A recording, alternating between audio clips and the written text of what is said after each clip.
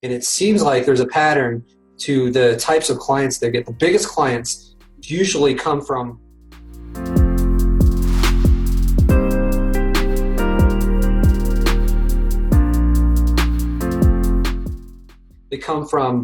a referral, or Sure. there's some kind of existing relationship. So creating that relationship, I think, can lead someone to the type of client that they really want.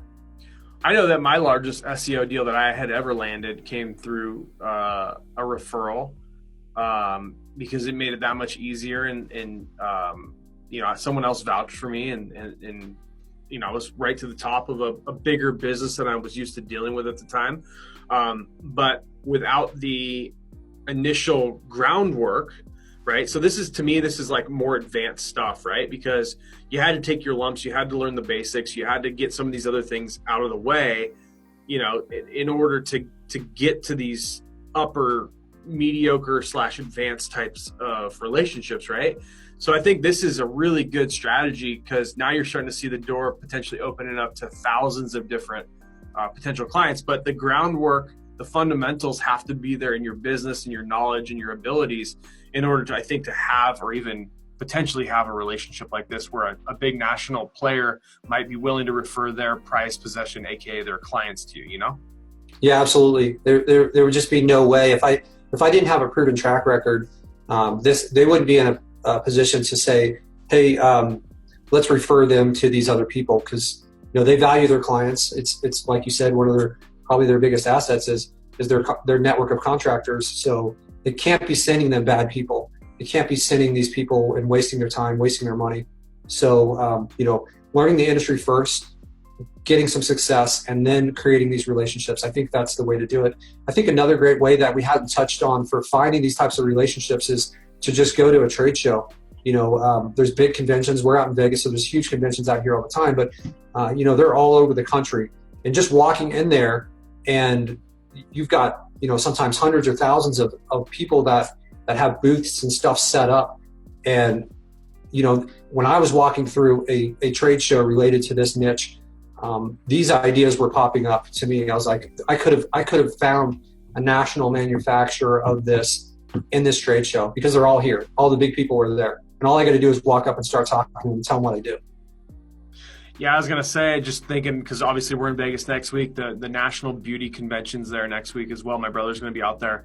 And I just remember the years that I used to go and help my brother at those conventions. And just even those, like, I think of like the spray tan company that we'd go over to, and they'd spray tan us there in the deal. But, those guys were pushing tanning product, and they wanted all of their tanners that they were selling to, which were these beauty professionals that maybe were hairstylists that wanted to add this extra service, and they wanted you burning through their stuff. And so, if you could prove to them, look, I could put another 50 people, which, by the way, we had my brother Mike's wife for many, many years.